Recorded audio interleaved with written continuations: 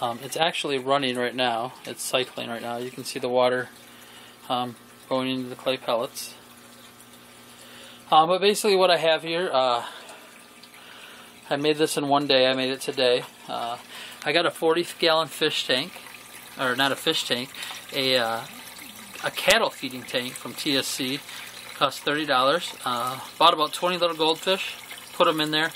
I think in time that's going to be too many goldfish for this little tank, but since they're so small, I put them in there, and who knows really what's going to happen. Put gravel on the bottom and stuff like that. You can see right there, there's a, if I can move it, that's my pump. I got that from Harbor Freight for $15, and that water will pump it up into this little tote. And in this tote here, I basically made a small biofilter.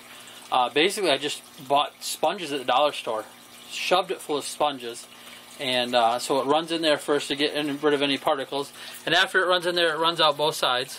So you'll see it running into this tank here. This tank I have open to kind of show you what it looks like, and then it's also running into this tank, which is not open. This tank is full of clay pellets. No plants yet.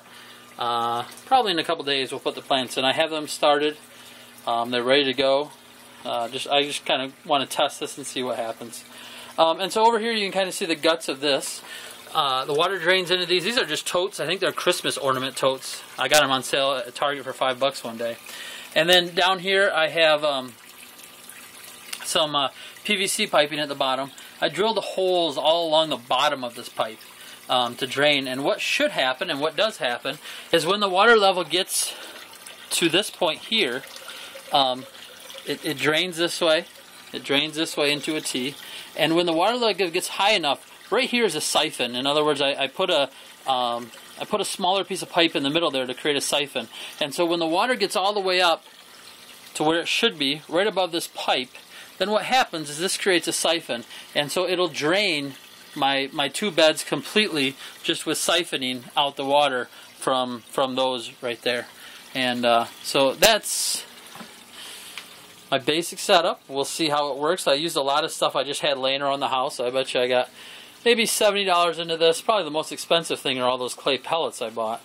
I think I might do the other bed full of gravel and just see what the difference is, because it's a huge price difference. So if gravel works, I don't know why I would keep buying these things. I'm just going to grow some lettuce. I got a couple tomato plants started, a couple pepper plants started. See what happens. For me, it's just kind of a fun experience. My 5-year-old daughter loves it. She loves the fish, loves to see things growing. And so that's my little aquaponics setup. I have a little grow room that I created.